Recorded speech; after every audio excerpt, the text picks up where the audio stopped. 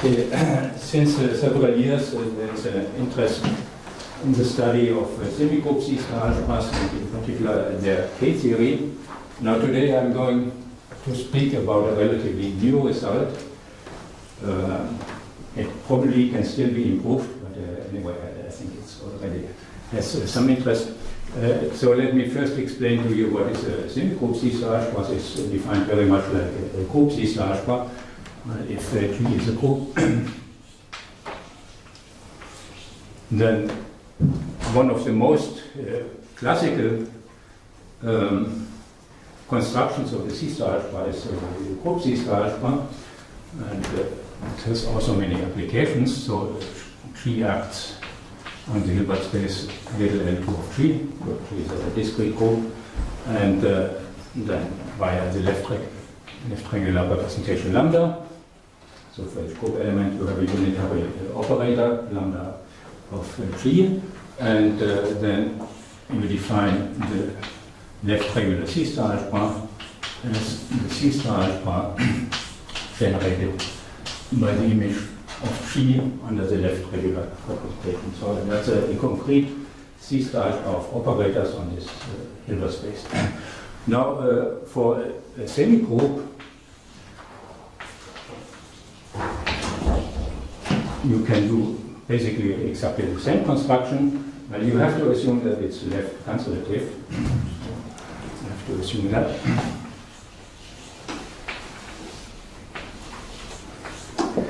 And then it also acts on the Hilbert space little L2 of S. And so for every semigroup element, you get an operator. The semigroup element is called S, it's an operator lambda of S. But the difference here is now that that's no longer a unitary operator, but it's only isometry. It's an isometry. So, but anyway, we can define the left triangular C algebra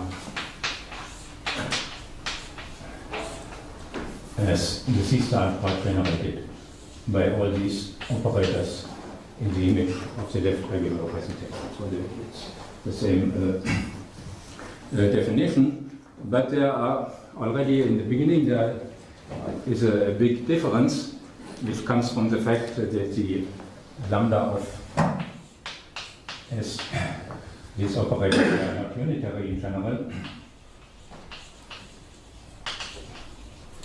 So in particular, their image is not the entire space, but it's only little L2 of the translate of S, capital S by little s, and so it's an isometry, and so that means that immediately, but one consequence is that even when your semigroup is commutative, the C star lambda of S will no longer be commutative, because the lambda of S and lambda of S star will not commute, so it's basically never commutative, except in the trivial cases when it's a group, a commutative group. And it contains always it contains many projections, namely, first of all the range projections of the operators lambda of little s, but also the products of such range projections and so on, and translates. So you get a commutative C algebra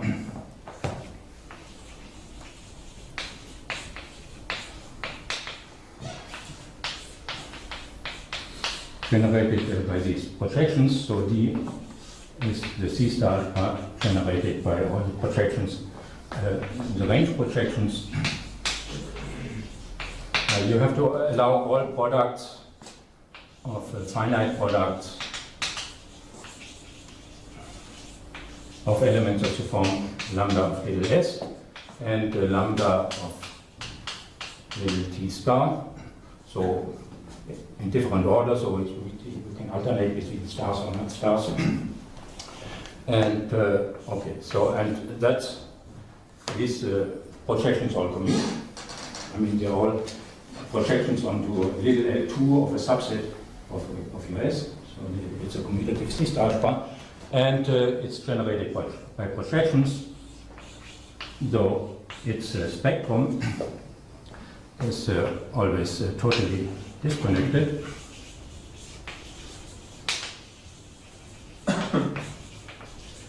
And so you always have this canonical subalgebra in a semigroup C star algebra. Now, in applications, you very often have the case that your semigroup can be embedded into a group. I mean, there are conditions for such this possibility, which are pretty complicated, but in the examples that you meet in applications, typically you have a group into which you can embed. So then, of course, in this case, your Hilbert space little L2 of S is a subspace of little L2 of G. And you also have an orthogonal projection, which I call 1S.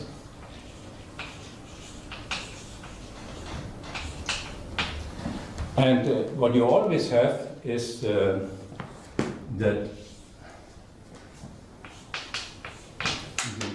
C star algebra of S, the rectangular C star algebra of S, is contained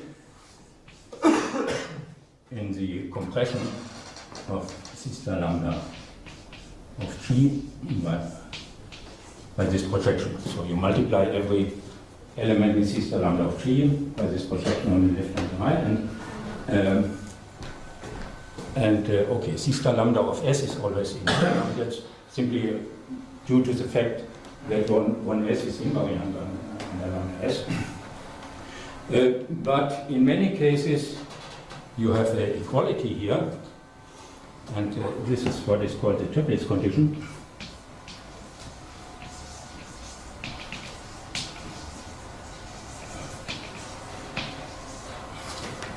So the triplets condition means that when you have an element lambda of G, so a group element G, and you compress it by 1S, then you land here.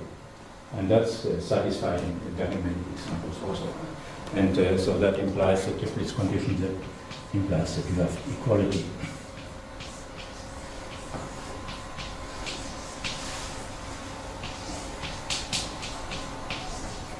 Okay, so you can study this condition in more detail, but so I'll leave it at this. And of course, there is, you should think of a really classical example, and that's also why we get the name triplets. The classical example is, of course, the semigroup N sitting in the integers, and then C star lambda of N. And that satisfies the triplets condition, and it's 1N C star lambda of Z, 1N. And these here on the right are the so-called triplets operators, and so that's the triplets, the classical triplets algebra, denoted by T. Of course, you can do it exactly. You can have N to N squared or N cubed, and you have exactly the same. Now, the triplets condition has another very useful consequence.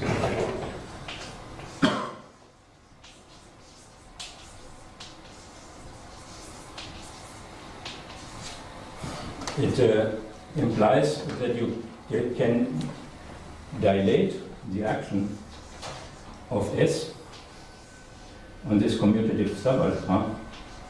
So S acts. Joachim, could you lift the board because the people in the background will Yeah. lift the board. Okay, thank you. So your semigroup S acts on the commutative subalgebra by conjugation lambda of S. And so if you have the triplets condition, then you can embed this commutative C star algebra into a bigger commutative C star algebra, D1, and that will be the C star part generated by all operators, by all translates of projections by lambda of trees. So we take 1S, so that's the standard projection projecting onto little L2 of S, and we take all translates in the tree. And that's it.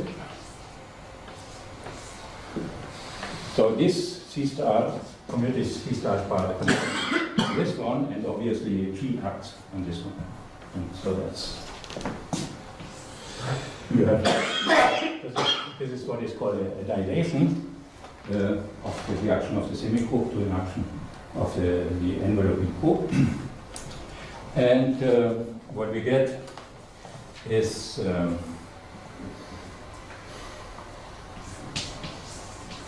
that C star lambda of S. I mean, the situation here is a compression of this here, and such compressions give you Morita equivalence, I mean, some natural conditions which are satisfied here. So what we get is that C star lambda of S will be Morita equivalent to a cross product of this bigger commutative C star algebra by the action of a group. And of course, that's a very good thing to have, because there is much work on the K-theory of cross products by group actions, like Baum-Kohn and so on. And so that can be used in order to study the K-theory of such semigroup C stars, provided the semigroup satisfies the triplets condition. It's a reduced cross product. What? It's a reduced cross product. Reduced. Now, in fact, so we have a very general theorem together with Siegfried Echthoff and Shen. And for this theorem, we need not only the triplets condition, but another condition which is called independence. So let me define what it. When do we say that the semigroup S is independent?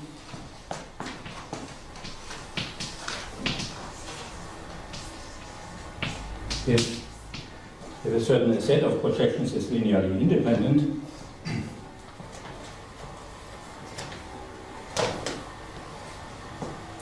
okay, if F defined as all products of such translates,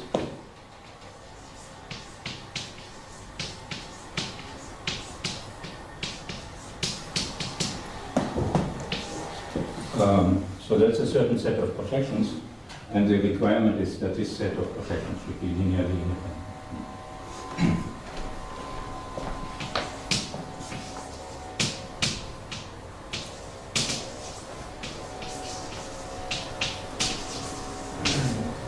Okay, so we have together with Siegfried Echthoff and Shen, we have the following. We have a theorem which tells you that if provided your semigroup satisfies the triplets conditions plus independence, then there is a formula determining the K-theory of this cross product, and as a consequence, the K-theory of the C star lambda of S.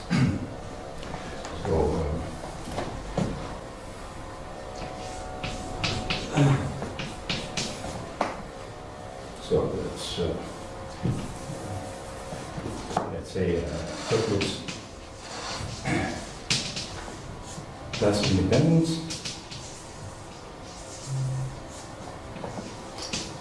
implies formula for the K-theory of C star lambda of S. And if S happens to be a group, that would be the K-theory of the group system. Yeah, it's a formula.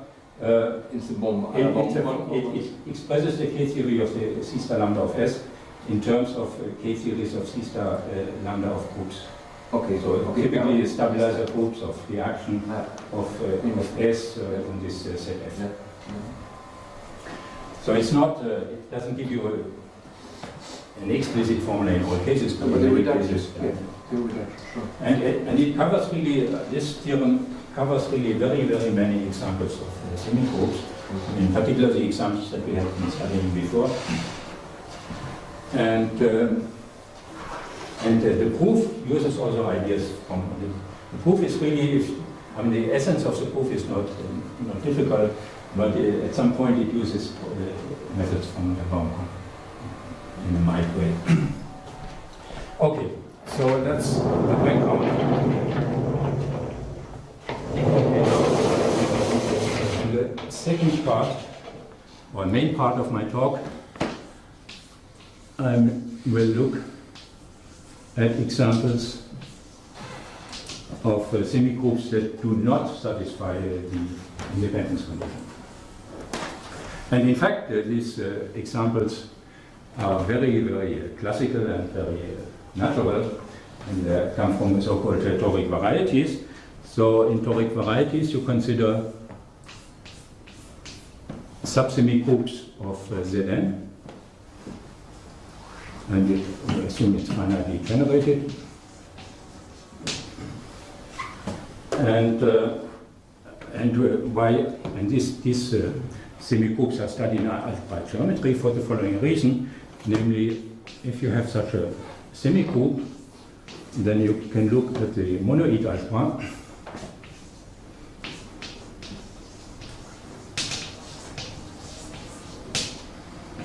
So that's like C star lambda of S. So it's generated by elements of S with the multiplication of S, but you don't throw in the adjoints. So if S is commutative, then this is commutative, in contrast to C star lambda of S, which is never commutative, so that's commutative.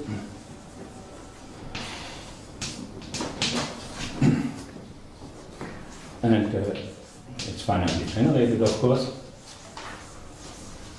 And it contains no non-zero nilpotent elements.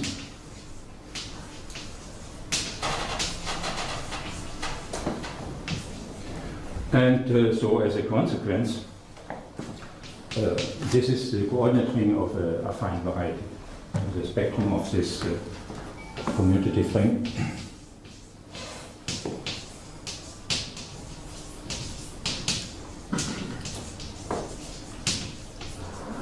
And this affine variety is called a toric variety, because a torus acts on it, which comes from the embedding into Zn. And they are much less studied in algebraic geometry because they are pretty tractable examples of algebraic varieties, and you can get many phenomena for this class of varieties. And also then the corresponding semigroups are studied, and what is immediately clear is that without restriction of generality, we can always assume, if we have such a subsemigroup of Zn, we can assume that the subgroup of Zn generated by S in Zn, so that's the subgroup generated by S inside Zn. That's all of Zn. Because if not, it will be isomorphic to some Zk, and it's the only possibility, so you just take Zk. And we also, a little bit more complicated, we can basically always assume also that S contains no invertible element except 0. Because, at least for a certain class of subsemigroups, if you can always have S as a product of a group and of a semigroup that satisfies this condition. So without S, since we are not really interested in the group part, we can make this assumption also. So these, I will make these assumptions. And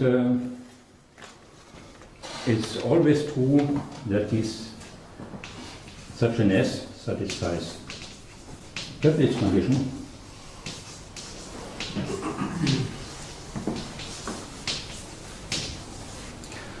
but basically never the independence condition.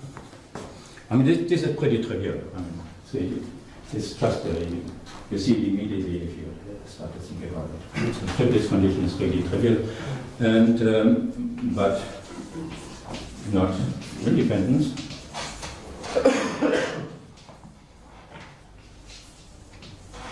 Except in trivial cases.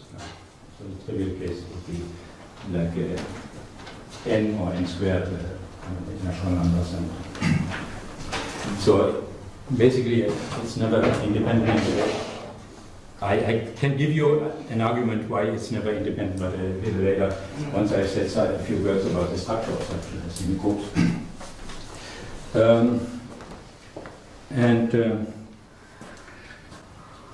So, I mean, the first case is, of course, would be subsemigroups of, so the one-dimensional case, subsemigroups of Z. And I claim this is basically uninteresting.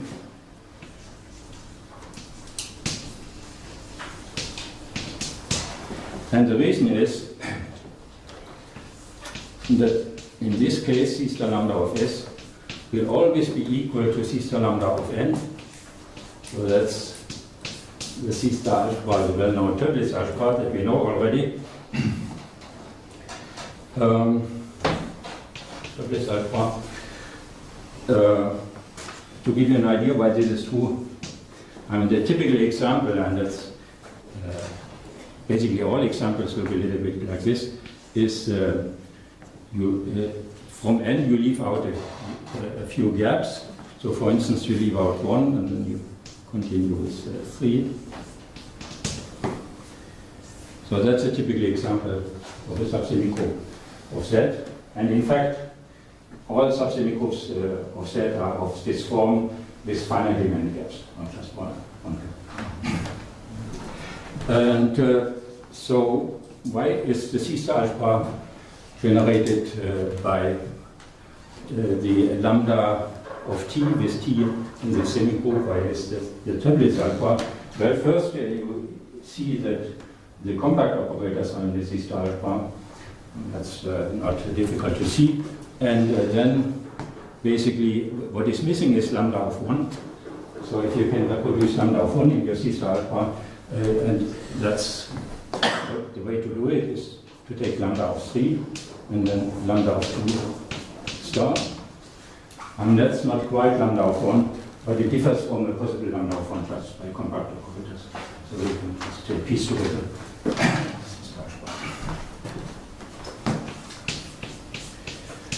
Okay. So the first interesting case would be a subsemigroup of Z squared.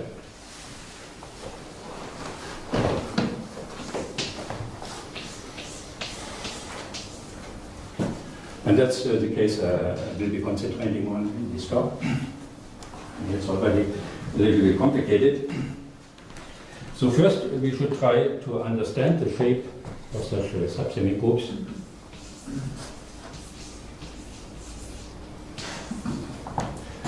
So let's say here we have Z squared. Now, so you have this subsemigroup for addition, of course. And so assume that you have a vector which is in S. So assume this vector is in S. And since it's a subsemigroup, you have all multiples of it. So the subsemigroup generated by this vector will be in S. There might be more elements in between, but if you have one in between, it will also occur here. And there might be another one here and here. And so on. And then what you can do, I mean, so we have this kind of incomplete trace. By the way, this structure of this ray looks very much like a one-dimensional semigroup, so it has just finitely many gaps.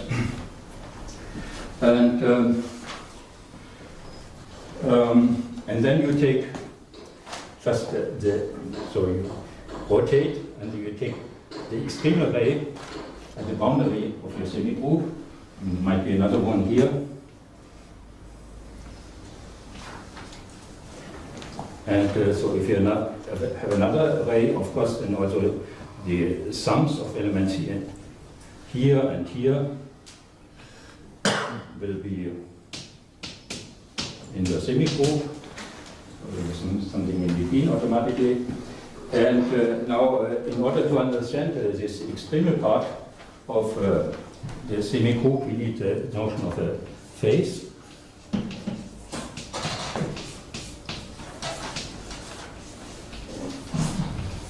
So that's is a subsemigroup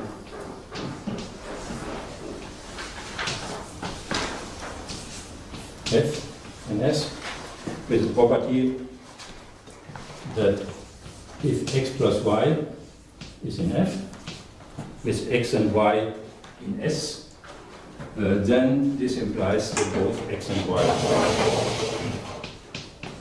are already in F. So that's true for this extremal way, and it characterizes exactly the phase of your semigroup. So that's kind of a geometric notion. And then first of all, we have the following lemma. The subsemigroup of Z squared has exactly the two one-dimensional faces.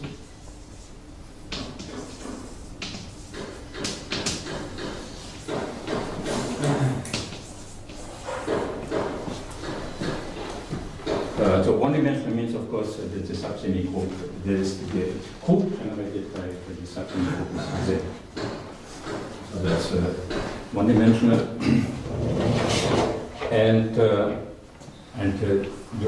it's also, one can also say what are all the possible faces of S.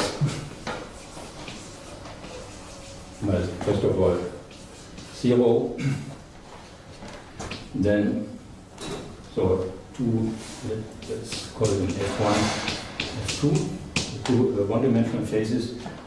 So we have the two one-dimensional faces, and then we have the two-dimensional face, which is our S. Sorry. But could S itself be one-dimensional? Excuse me? S itself would also be one-dimensional. What is one-dimensional? S. S? No, S is two-dimensional. It generates Z squared. Oh, okay. So the definition of one-dimensional is that the group generated by the subsemigroup is Z.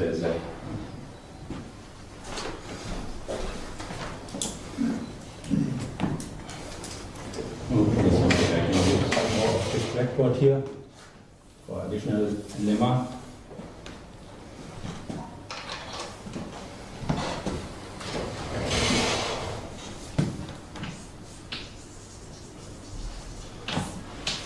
There exists, but this is pretty obvious. This is pretty obvious. There exist exactly two vectors A1 and A2, such that the two faces F1 and F2 are of the form multiples of A1 over A2, intersection with S. So in this picture, I mean, I guess A1 would be something like here. I mean, if this is the smallest distance between two consecutive elements, that would be A1, and here it would be something like this. So let's say that would be A1 and A2. So A1 and A2 are not themselves elements of S, but they generate the array which intersected with S gives you F1. Okay. Lattice generated by S, if you take the lattice generated by S, you take the group generated by S, what do you get? That's squared. I mean, that's my assumption. That's a standing assumption. Oh. I mean, that was in the very beginning. Without restriction of generality, I know this is. Oh, that's what the hypothesis is.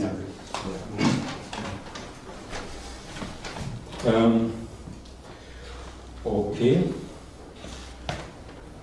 Maybe I can also write one more lemma here on this blackboard.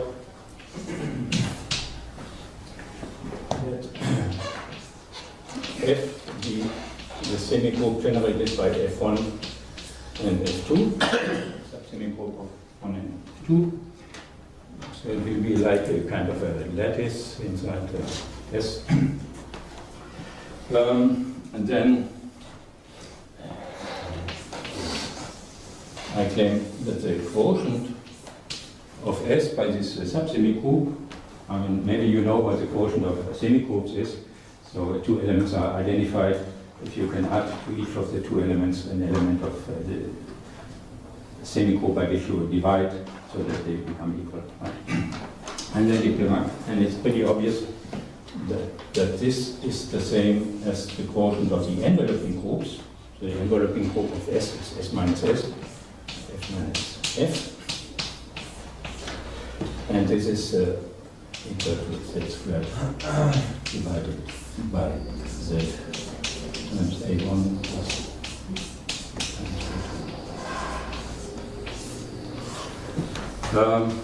well, first of all, for the proof of this is really very easy. So first of all, S of F is the same as the quotient of S by F minus F intersected with S. That comes just from the definition of the quotient which I just told you. But then this quotient is a subsemigroup of a, this is a finite group. So it's a subsemigroup of a finite group, so it has to be a group itself. Okay, and we also know, so this is a finite group, and we also know what is the number of elements in this group by the elementary divisor theorem. That's just the determinant, the absolute value of the determinant of these two vectors, A1 and 2. Okay, that's a very well-known formula.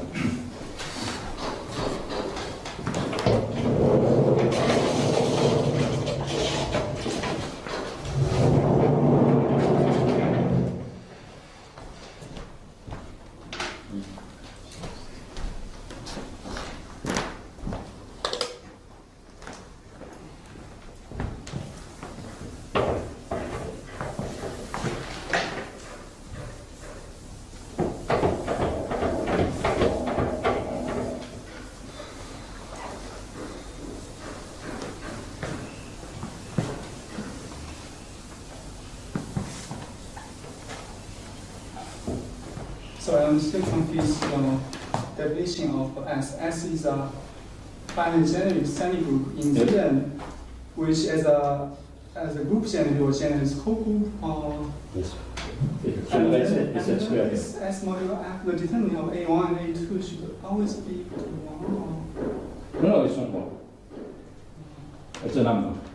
It's a number of elements in this quotient group.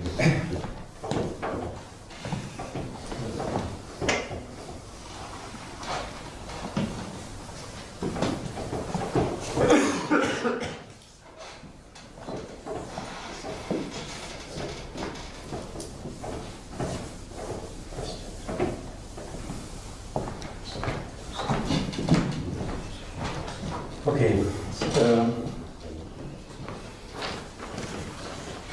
Okay, so now I can state my main theorem.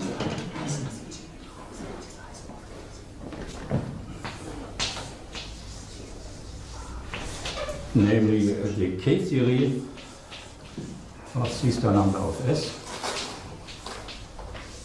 for such a subsemigroup of Z squared is given by this group, this finite group, S mod F, direct sum the integers,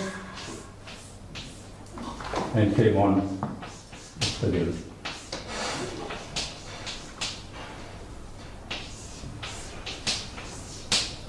In fact, this is a very concrete result, namely, we know exactly the generators. This is, of course, the class of 1, which generates the integers, and this finite group is generated by the projections corresponding to the two faces. Does the K-theory take the C-star algebra as a C-star algebra? You mean if you have two C-star algebras with the same K-theory, whether they are the same? I don't think so.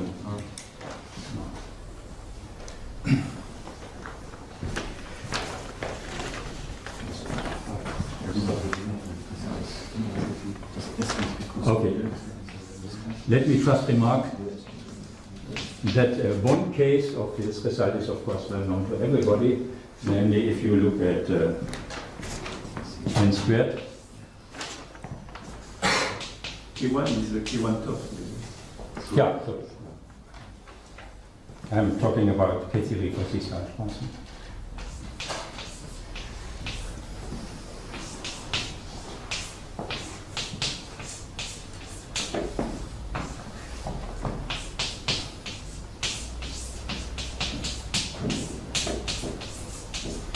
So this is the well-known K-theory of the triplets algebra, which is known since many, many years, and which is also a basic example, a basic tool. It's not only an example, but it's used in K-theory for C-star algebras a lot.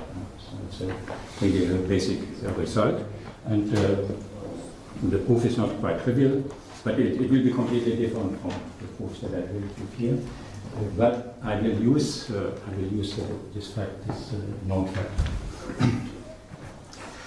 Okay. You should have the triplets algebra tensor square, so you use almost the Quotients formula for K-theory. If I use C lambda n squared, it looks more like that you have two triplets algebras, or is that just one? Yeah. If I do it for n, I would also have triplets algebra. No, but the ordinary triplets algebra is Z. So Z tensor Z is Z. The K-theory, yes, but I mean the C-star algebra, the C-star lambda of n squared isomorphic to the triplets algebra or to T tensor T? It's T tensor T. Did I write triplets algebra? Well, I mean the two-dimensional. I meant the two-dimensional triplets algebra. Okay. And it's not just the one-dimensional triplets algebra. Okay. So the proof of this theorem is mainly based on an analysis of the semigroup. So it's partly algebraic considerations. So the K-theoretic part is pretty pedestrian, so it could have done many years ago, just using exact sequences.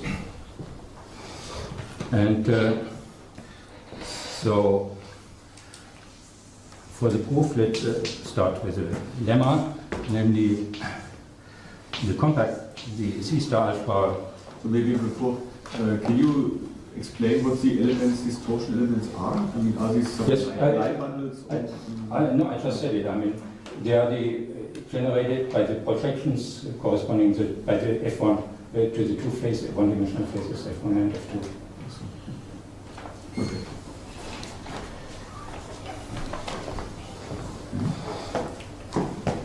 So C-star lambda of S contains the compact operators. So that's the first lemma, which should be pretty obvious, but nevertheless it needs some proof. Second lemma, and this is kind of a crucial lemma. The commutative subalgebra, C-star lambda of S, is generated by all translates of the standard projections, which projects onto a face.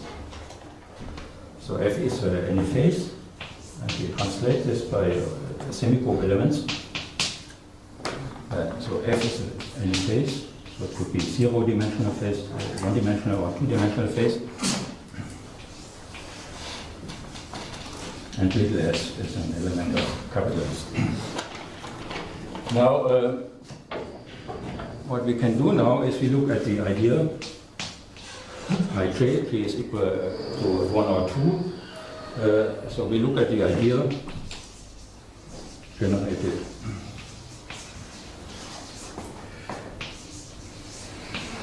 by the projections corresponding to the face Fj.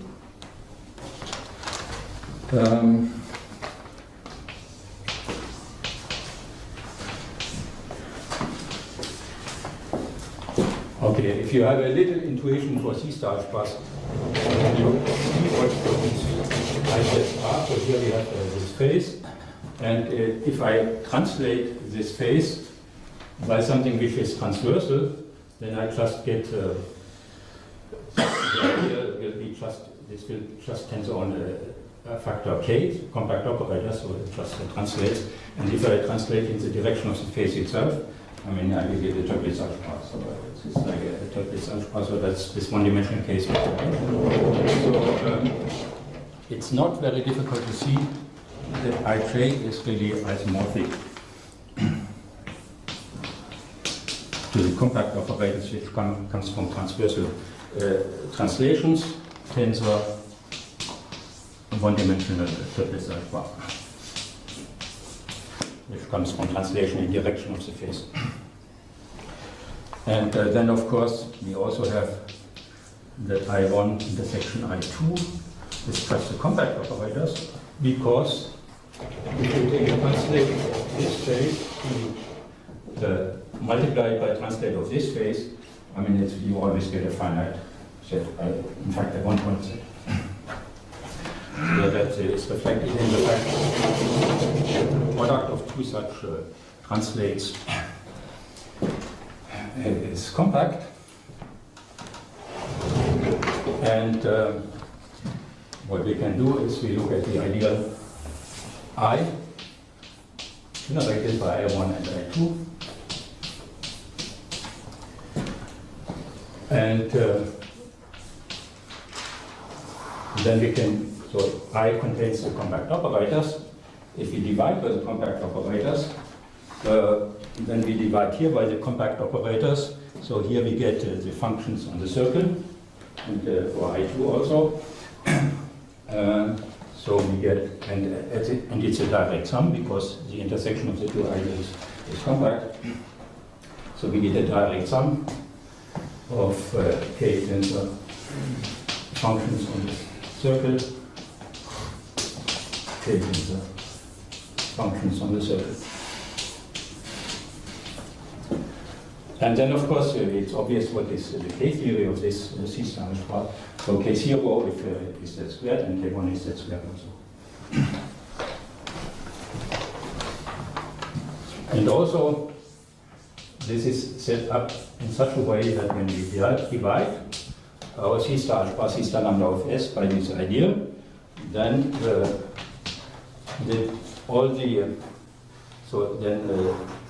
lambda of every semigroup element becomes unitary. Lambda of A1 becomes unitary, lambda of A2 becomes unitary, because the difference will be in the ideal I1 and I2. So that will be the functions in the two terms, which again has the property that k0 is z squared and k1 is z squared. And then we can simply, in a very pedestrian way, look at the long exact sequence in K-theory associated to this ideal I. And what we get is K1 of I, long exact sequence, to K1 of C star lambda of S.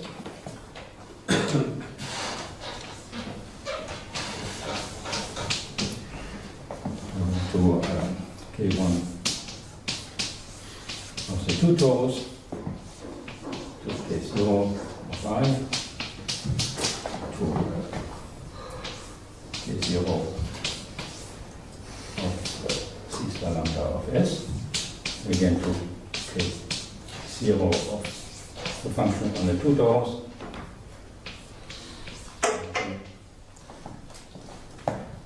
Okay. And basically we know many of the, so we know this here is z squared. Well, I had told you what is K0 of I mod K, but if you write down the exact sequence for the extension of I by K, you see immediately that the map from I to I mod K induces an isomorphism. K0 is basically trivial, so that's also z squared. This here is z squared. And by a similar argument, by looking at the extension of the known K-theory of this year by the K-theory of K, you can easily show that this is Z, not Z squared, but Z. And now the key step is the index map, this map here. So you have these unitary operators, and you want, this is an index map, so you want to determine the index of an element, so you have to lift it to something here, and then look at the difference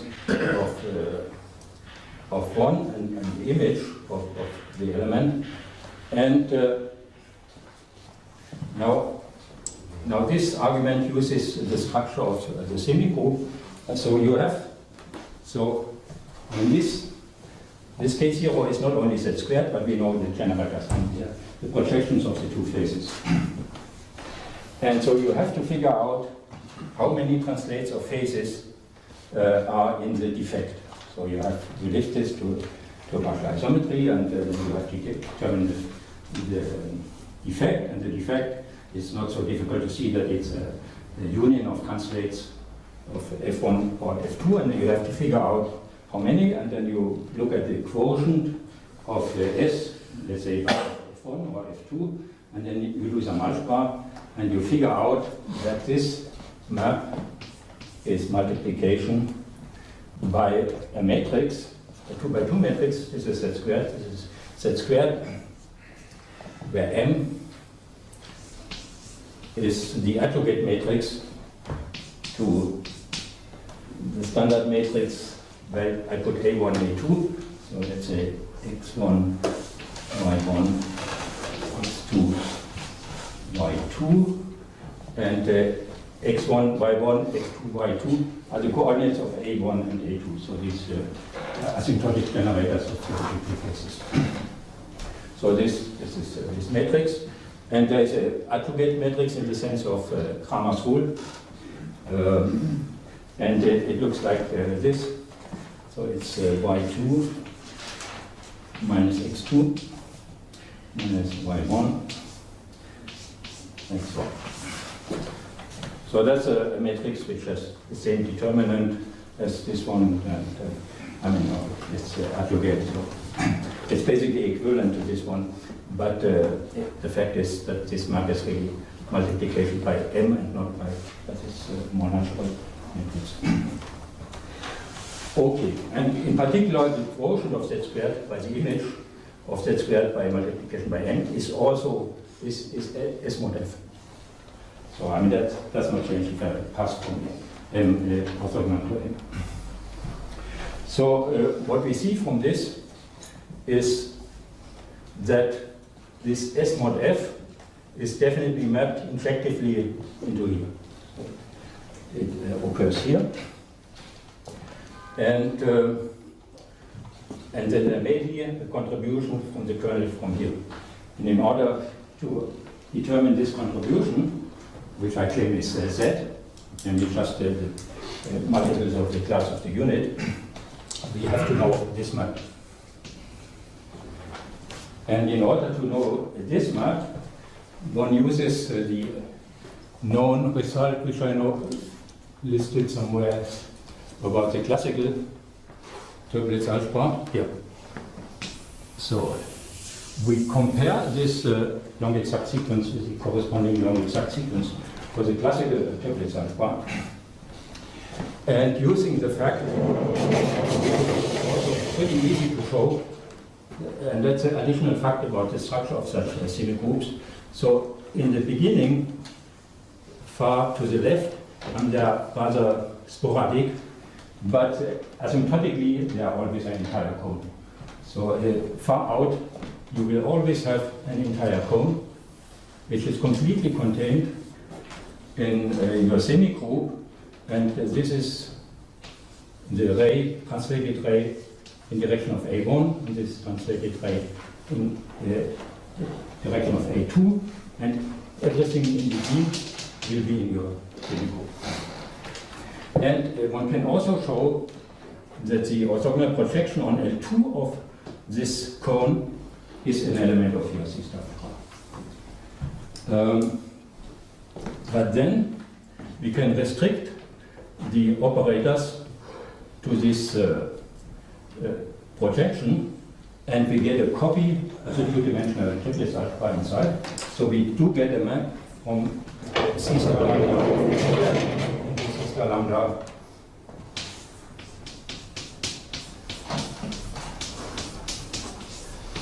process, which is compatible with this extension. So here K1 of C star lambda of n squared, which we know is 0 anyway.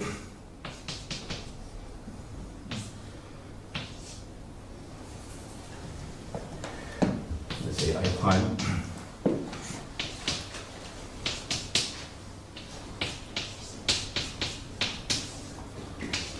And so on. So we get a commutative diagram.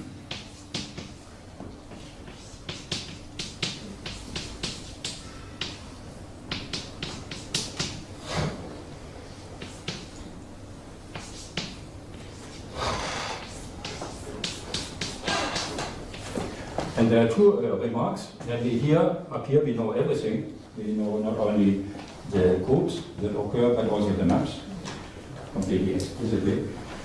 And we also know these maps, because they're very easy to describe. I mean, they're just multiplying the generators of the triplets by certain numbers. And so these maps are typically multiplied by a certain matrix or by a certain determinant. And then from the commutativity and the fact that we know this map here exactly, we can figure out that this map has to be what it should be. Namely, it is a map which has kernel Z. So this here, the generators are the class of the unit and the bot projection.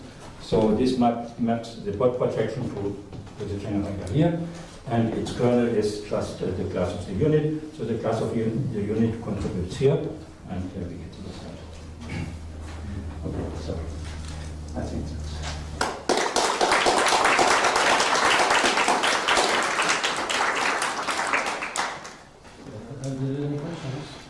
What happened in the general case? Well, how did you go into? Yeah, that's another question. I mean, the general case, I mean, the methods that I sketched here will not work in the general case. I mean, it could work, but it will be incredibly complicated. I mean, you have so many exact sequences or spectral sequences. I mean, it's basically impossible to work it out. But there is another approach, so I have another strategy in mind, which I think will work. And I also have a conjecture for a formula. The key would be to use, I mean, that's of course a very natural thing anyway, to use the description as a cross product by Zn, which I showed you in the beginning.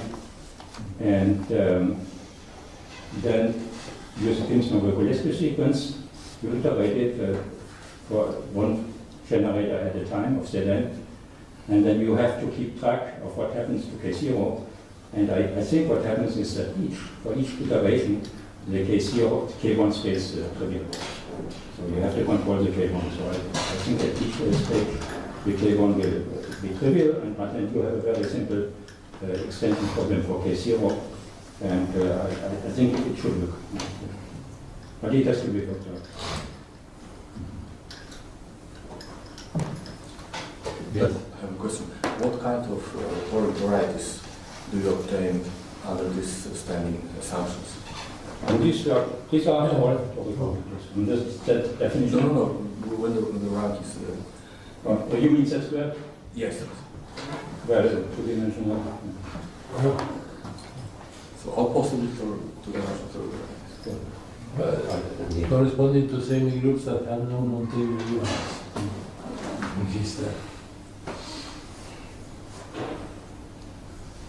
So if there are no further questions, we thank Joachim again.